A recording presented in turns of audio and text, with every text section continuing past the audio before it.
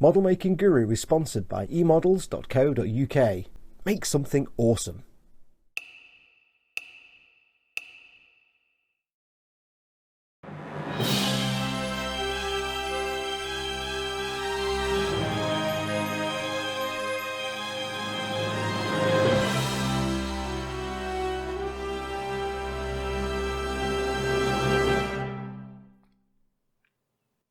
Hey everyone, it's Foxx from modelmaking.guru here. Hello and welcome my friends to another exciting, thrill-packed, action-filled episode of my build of the Bandai 1/72 scale perfect grade Millennium Falcon. Yes, from my very good friends over at emodels.co.uk, your one-stop shop for all your model making needs. I'm making this video for them and I suspect you're watching it on their channel. But yes, hello and welcome. Now if you've watched all the previous episodes in this series, and if you are, wherever you're watching this, I always put things in playlists. So whether you're on my channel or on the eModels channel watching this, do go to the homepage and go to playlists and look at the playlist for this build, and you'll see all the previous episodes and all the episodes that follow after this. That way you can quickly jump back and forth to the one you want. Now you remember we started off doing proper filmy episodes and I was doing some bits and bobs.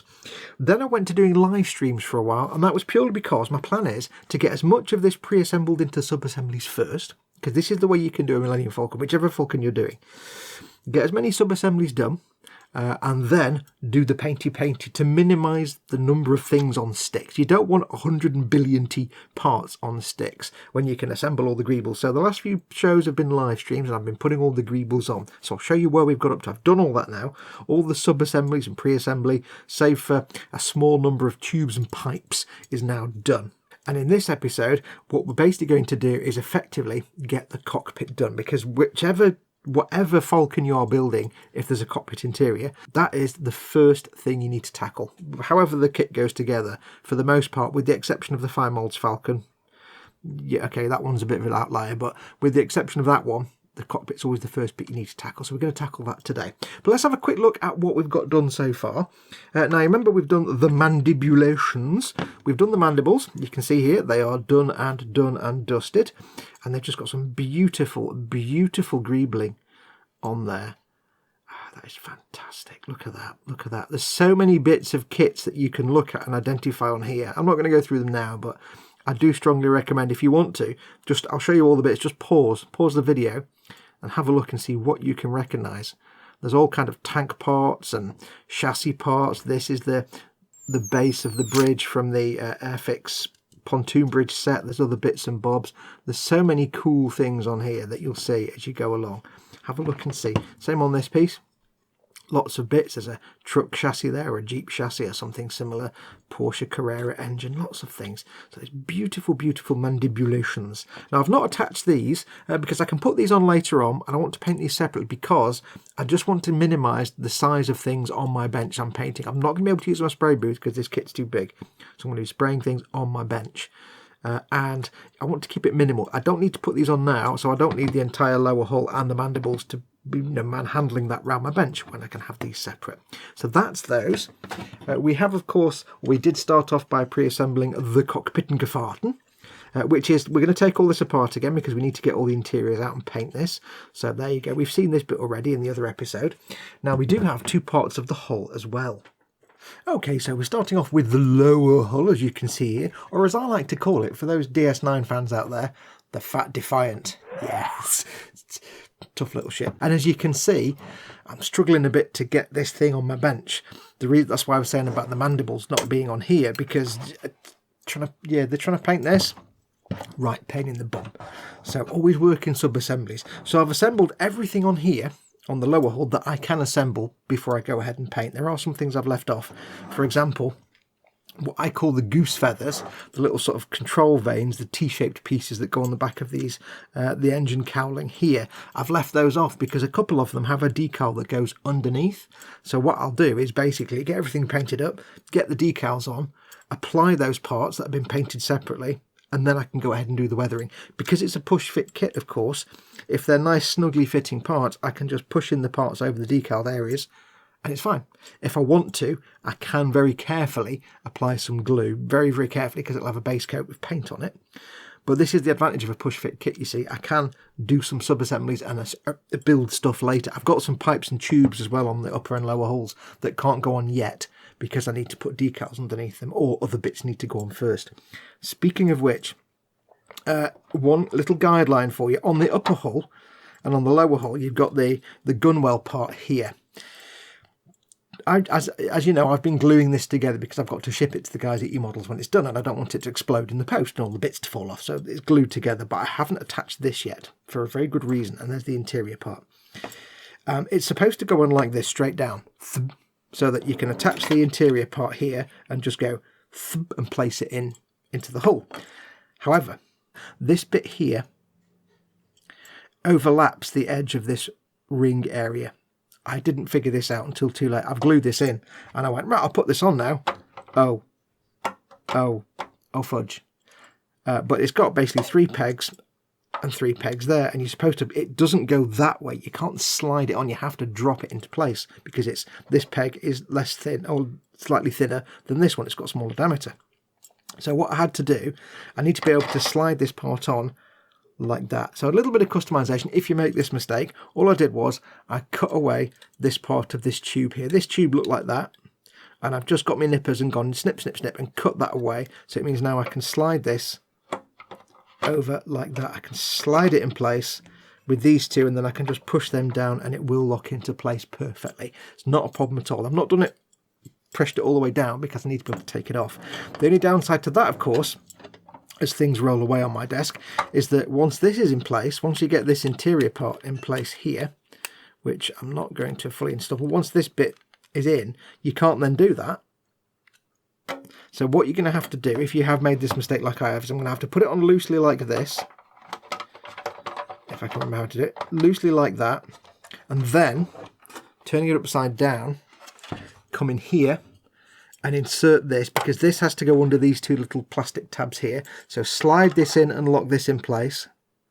So that's in, and then come back and I can push that home and it'll lock into place. So this is when I'm saying, when you're planning about painting these things, plan ahead.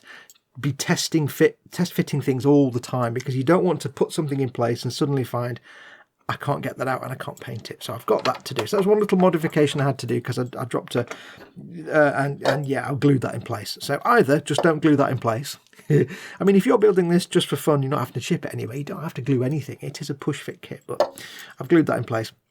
But you could just cut that away. So that is on there. So I've got the escape hatch sides in place as well. I've also installed the engines and the sidewalls. Now, bizarrely, for being one of the most greeble parts of the entire ship, the sidewalls are actually the least part heavy. This has got quite a few parts on it, the escape hatches, but this might be 10 pieces. It's the least complex. I keep knocking the microphone, sorry. It's the least complex of all the bits. The sidewall's just a big chunk with a couple of little greebles that stick on.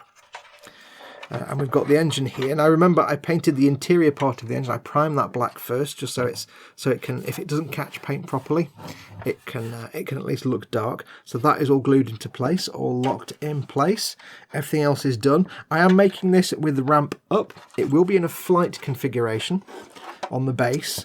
So the rear landing gear covers are glued in place. They're never going to come off. They don't need to come off. The access ramp here, this is glued into place. I didn't therefore need to build the interior. I put this piece in anyway because I didn't know if it had a structural function other than just look, because if this is open, this is the interior bit that you see from underneath, the bit of the corridor. So I put it in anyway just in case it has a structural function, but I don't think it does. So that is glued on, and yes, all these are glued together, and that is ready to roll. So that's the lower hull. Let me get the upper hull. Okay, now we come to the upper hull, and as you can see here, looking like the Millennium Falcon. Still looks like a Fat Defiant, but there you go. Now again, this is sub-assembly. So for example, the rear plate here, this bit doesn't get attached anyway. When it's fully built and painted and everything else, and you've got all the lighting in there, this bit comes off specifically so you can access the lighting, turn it on and off, and change the batteries. So you don't glue this in place anyway. It just slots into place there, like that. It won't stay on yet because not everything else is in place. So that is done. That photo etch is beautiful. That is the easiest photo etch I've ever done. Oh, which reminds me, by the way, if you have been looking at buying this kit, it's now back in stock. eModels have secured more of these, and I'll talk about that in a bit. But eModels have got more. So if you've been looking for this specific kit, the one with water slides and photo etch, it's in stock now. Go and get it, go and get it. eModels.co.uk, go on now. Go, do it. Yes, it's all done. So, yeah, want one with photo etch, go and get it now. So that's the back plate. Absolutely beautiful. I went off and got it finished after the live stream. Absolutely fantastic. Look at the greebles on that. That's fantastic. I'll take some photographs of all these greebles and you can have a look. But it is just absolute fantastic detail. Now we've got the same thing here. The gunwale cover here just goes like that. Now there is, I planned ahead on this one. There's nothing that overlaps here, but there will be a few little greebles. You can see here there's some holes. A few little greebles that sit here and they actually overlap the gunwale sort of dome here. So I haven't attached those yet. So a bit like I did on the lower hull, once this is all built and painted, I can install the gunwale cover here, and then I can go and attach all the little parts here, and they should just lock into place quite nicely. If they need a little tiny touch of glue, I can carefully do that and try not to mess up the paint job. But the beauty of this is, of course, I'll be doing that when it's just the base colours. I won't have done the weathering. So if I do make a little mess of the paint when I'm trying to glue these little tiny parts on, that's fine. The Millennium Falcon is a battered weathered ship. It's just another bit of weathering. There you go, you see. Another reason why I don't like doing clean models. So that will just go onto there. Again, I've not installed the interior part there, but that will be fine. That will just go plunk down like that. And of course, we've got the rectenna dish here, which isn't locked on. Again, that's just a pre-assembled sub-assembly. Absolutely beautiful. There's so much detail on this rectenna that I didn't even know was on the dish, because the models I've made in the past have been just real basic. So loads of details on that. And everything else now is glued in place. Again, there's a few little tubes here and there of pipes, like some of the bits here. You can see these gaps there. They've not been attached yet because they overlap onto the mandibles, and I've not got the mandibles in place. So there are some bits where it comes down here and then over onto the mandible. These bits here, I'll do them later when I've got the base coats down. It's all about planning and tactics.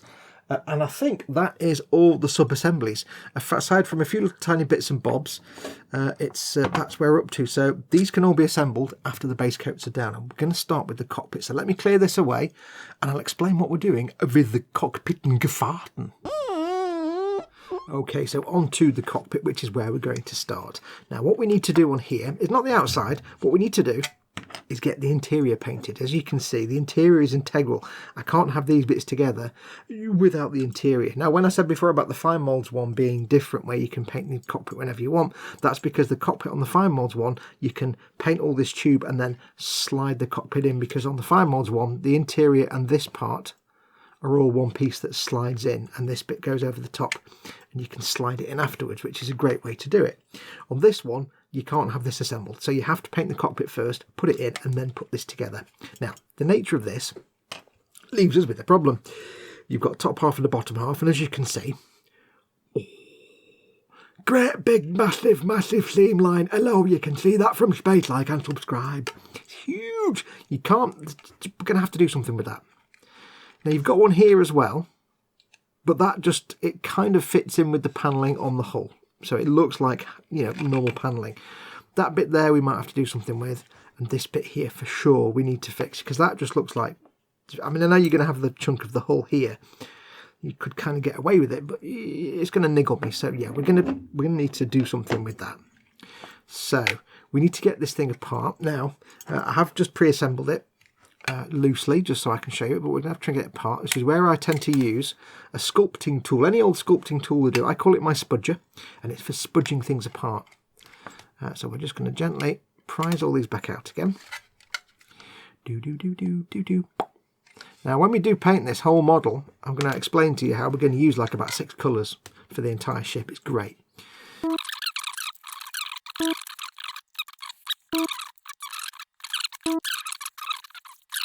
Now, I am going to explain to you in a minute how I'm going to do the cockpit, because I've changed my mind on this. I was going to, so a lot of people had asked me to do it, and I was going to paint the cockpit interior. Now, this kit comes with full water slide decals for the cockpit. But, as you can see there, the cockpit also has a whole mess of detail, raised moulded detail, which means water slides will be absolutely useless. They just wouldn't attach, they wouldn't grip, they'd just be full of air bubbles. It'd be a nightmare. The cockpit is made of raised detail, so you can't really put the decals on without getting rid of all that raised detail. I thought it was coming apart. It was lying. And I had said, yes, I'm going to do it. I'm going to paint it properly, don't worry. However, that was when this was no longer in stock. You have to keep in mind this specific kit with the water slides and the photo etch set is discontinued. It no longer exists. It's no longer in print. If you find a copy for sale, basically it's whatever's left. There we go. Bandai has stopped making this exact kit. It's no longer in production. And my thinking was, well, whoever's got this, they're not going to be able to, necessarily find the one with the decals. You're not necessarily going to find the decal version, which means they're going to have the one without the decals and they have no choice but to paint the cockpit. So I was going to show how to paint the cockpit. However, eModels have just bought in, or will be buying in, the entire UK stock of these, because there's still kits out there. They're just not all sold. They've just bought in a whole massive load of these. So now if you have been looking to get one of these, it's now available again. So, because that's the case, and if you're watching this, you've obviously got this kit, and I would suspect you want to know how to paint it. On the off chance that you've got the water slide version, I need to show you how to use the water slides in the cockpit. So what I'm going to do, I'm going to use the water slide decals for the cockpit, but I'm going to show you how to paint the cockpit by painting the gunwales, which don't have any water slide decals. So all the techniques I use in here are equally applicable to the cockpit, but I'm going to show you how to do the water slides in the cockpit. So let me get this apart. It just comes apart, and this is the beauty of a push fit kit. You can take it all apart again. So I'll take the figures off, and what we'll do is we will get cracking. There is a little bit of painting to do in here. It's not all completely not painting, but a lot of it is going to be decals, all the controls. So we're going to paint the chairs and stuff, but the walls and the control panels we're going to do as decals. Okay, so you can see here all this extra detail, which if you're painting it is beautiful. If you want to use the decals, is useless. Decals will not conform to these random surfaces. They will just bubble, they'll not sit straight, they will just look awful. Don't even try. So we need to get rid of them. Now, we've got some surfaces we need to do. We need to get rid of all these bits here on this part, because the decals that go over these panels here. We have a decal that covers the rear transparent wall, so we're going to need to take the details off here. I'm not too fussed about the door because it's only some squares, and decals are usually fairly alright with conforming to squares. So if you decal solutions, we'll figure that out. So the door I'm not fussed about, but all these sort of switches and dials we'll have to get rid of here. And then of course we have the control console here, which we have a decal for this part here. We need to flatten down this side and this side, not this bit. This bit there's no decal for here, so we'll leave that with the detail. This part here, but not again this bit. This bit will have to paint manually. There is a little bit of painting to do. I forgot, by the way, I'd actually glued the control yokes in, so I can't take those out, so never mind. So there is a little bit of painting to do in the cockpit, but just this part here and that bit down there, and that's it, because there's no decal for that. So now I know if you were hoping that I'd paint the cockpit, don't be disappointed. I will be showing you how I paint the interior of the gunwales, because there is no decal for that. So what we're going to do, dead easy.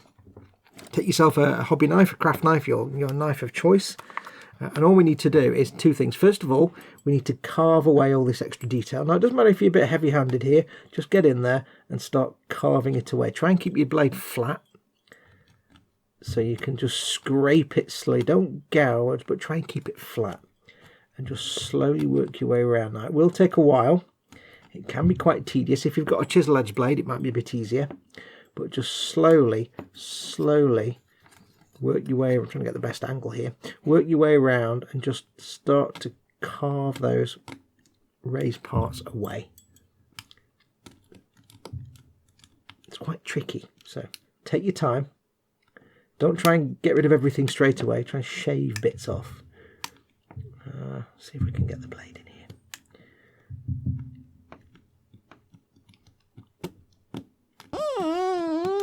Okay, so when you've carved off all the details, you might not be able to get everything off because it is a bit of a fiddly job. It's a bit of a pain in the bum. Don't worry too much though, you'll still have some stuff left. All you need to do is get yourself a sanding stick or a file, and then just very carefully start to file these down. And there's lots of little lines and details between them. Don't worry, just get them flat. That's all we care about, is getting these flat. So you can use a sanding stick like this. I've got some files as well. You might find a file a little bit faster, but just basically go around and work your way around and just get everything nice and flat. If you've got some of the UMP thinny sticks, they're quite handy because they can go fat and thin, you see. Get you in all the little nooks and crannies. So what you want to do is now start sanding this flat and get it nice and smooth. Doesn't need to be perfect. Doesn't need to be like, you know, baby butt smooth. As long as there's no massive sticky up details. A few little lumps and bumps here is fine, because that will just give the decal a little bit of depth and realism. So it doesn't have to be perfectly smooth, just make sure there's no sort of big buttons and switches and things sticking up. So work your way around and get all that nicely sanded. Nicely. Yeah, try and keep the square angles here though, obviously. Don't smooth it into a curve, because that would suck.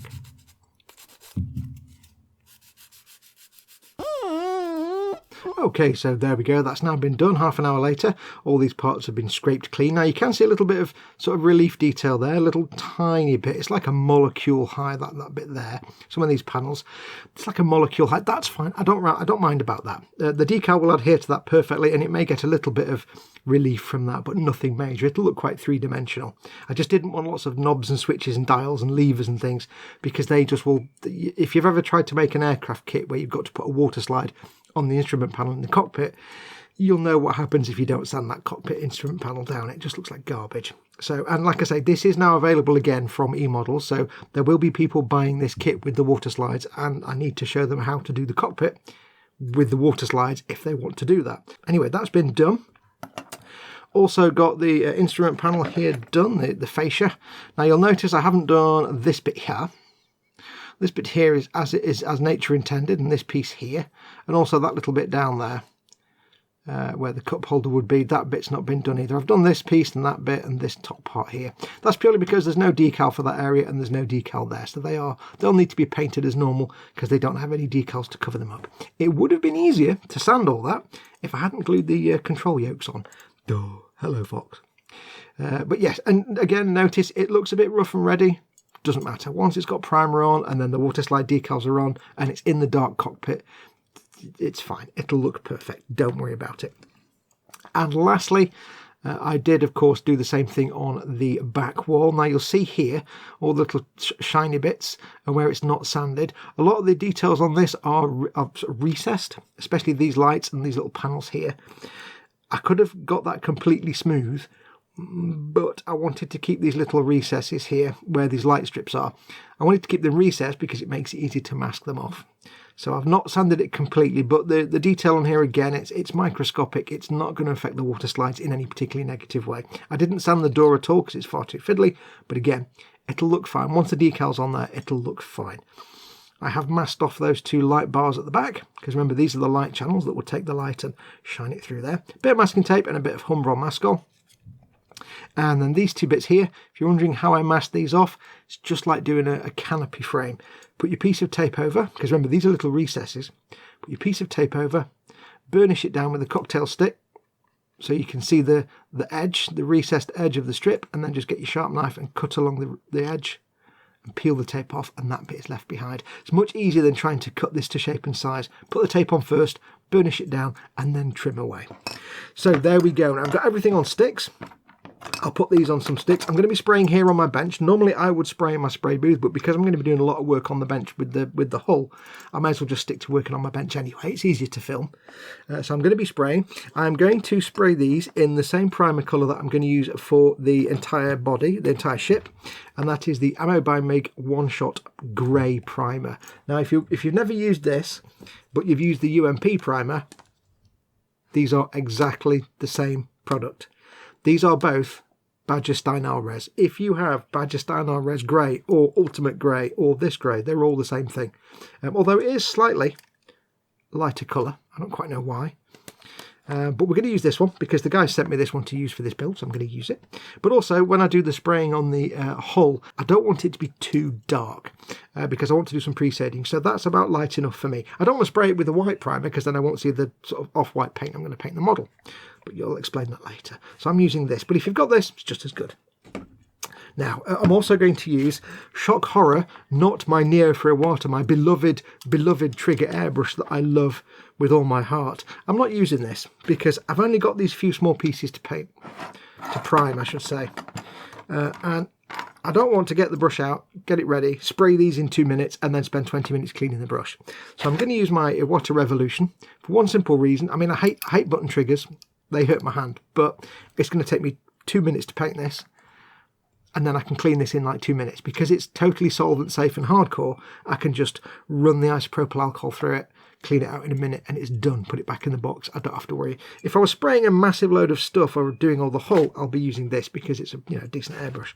But this one, it's my 0.5 Revolution. It's just quicker to clean. And I'm only doing a few bits, so I'm not going to be messing around cleaning my airbrush for 25 minutes for 2 minutes of spraying. Right, so I shall get this ready. Just in case you're wondering, of course, we're spraying paint.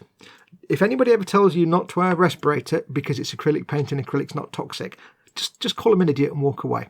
Always wear a respirator. Doesn't matter what you're spraying. I've got my 3M respirator. I'm going to wear that, so I'm going to do voiceover for the spraying section. You won't hear me. I've also got my spray booth over there, which I normally spray in, but for the sake of using the bench, I'm going to do it out here.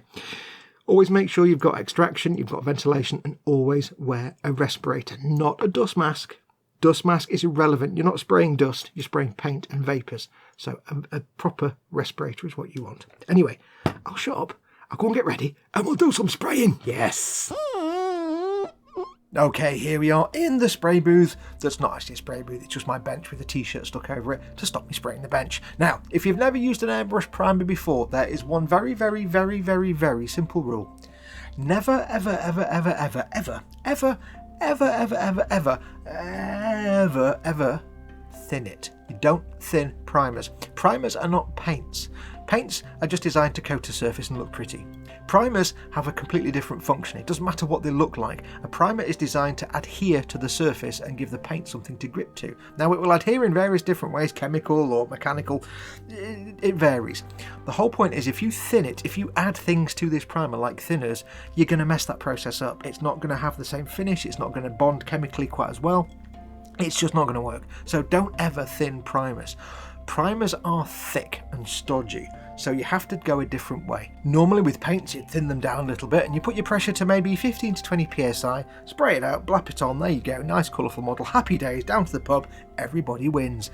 With primer, it's different. Because you're not thinning them, you have to use a higher pressure because they're quite thick and stodgy.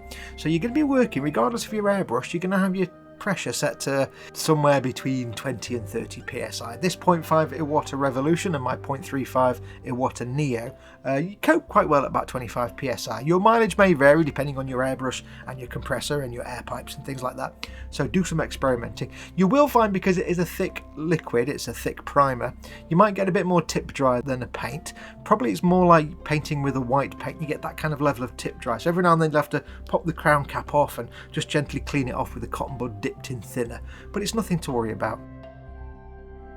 Now, these three primers, the Ammo by MIG One Shot, the UMP Ultimate Primer and the Badger Stynylrez, because they're all the same product, the easiest way I found to get these to get a good surface for paint is to do a three-step process. The first coat is an almost imperceptible light mist key coat. It's almost, you're sort of putting so little primer on there you can almost barely see it.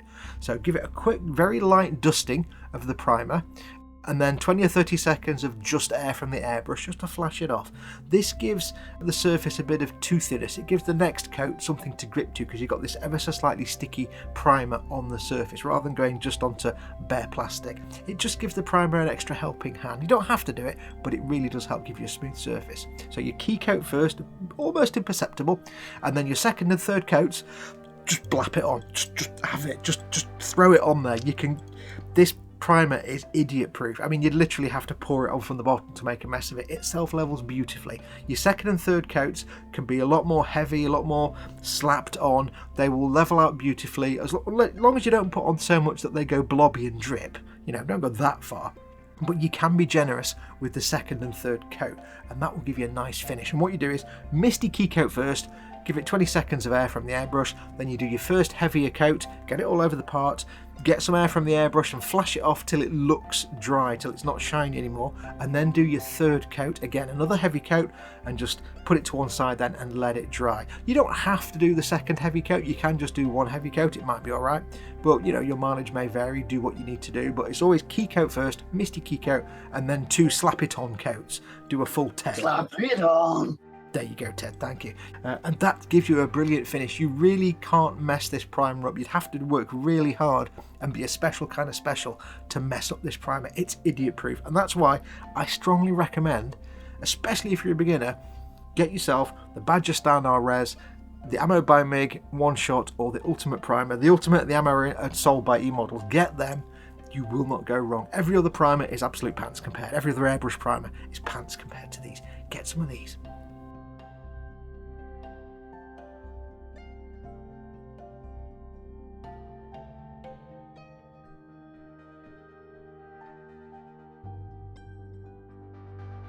Next up, we need to do the base colour once the primer is dried, and this is going to be a custom mix of Tamiya Light Blue XF23 and Tamiya Rubber Black XF85. Now, it's not very often I actually mix custom colours. I try to just use a paint that's the right colour because I am lazy. However, I was going to do the interior of the cockpit a base colour of German grey. Fortunately, I didn't have any German grey, and I'd have to wait a couple of days for E-Models to send me some, and I thought I'll just make my own. I've got a pot of rubber black and I've got some light blue. So all I did was I added some light blue to the rubber black. It lightened the rubber black a bit, but not much, but a little tiny bit, and it also shifted it towards the blue end of the spectrum a little tiny bit, which is kind of what a German grey is. Now, it's not exactly right, but it's close enough. I came up with a good colour. I can't give you a percentage ratio mix because I just made it up out of my head on the spot until it looked about right, just dipping some light blue. But I did the light blue to the rubber black. The rubber black itself is an off black. It's not a black black. It's a kind of very dark grey that looks like black, but it's not quite black. So it's a custom mix. And I'm pointing there at the paint cup because another golden rule of airbrushing is always put the lid on the paint cup if you're doing anything more than a quick touch-up, because it only requires you to forget that once and you basically pour paint all over your model. So always put the cup on the paint cup. Now, the application process for these paints, exactly the same as for the primer. The only big difference, because these are paints, they are thinned down and I'm spraying at about 17 psi. Now, people will try and give you correct, in air quotes, correct mixing ratios for different kinds of paints. This is unabashed nonsense. Anyone that tries to give you a specific percentage or part per whatever ratio is a spoon. You need to call them a spoon and walk away. This is because most people realise that the thickness of paints varies and the consistency of them varies, not just between brands like Tamiya compared to Vallejo, it varies between colours within the same brand. Like, you may have to thin a Tamiya black a lot less than a Tamiya flat red, or a flat yellow, or yellow green, or flat earth, or whatever the colour is. They're not all the same consistency, and they don't all have the same chemical makeup. So, the golden rule, another golden rule, there's a lot of golden rules. The golden rule of paint thinning is, there is no rule other than thin it till it's the consistency of skimmed milk. That's it. There's no percentages, no 1:6 ratios, nothing like that.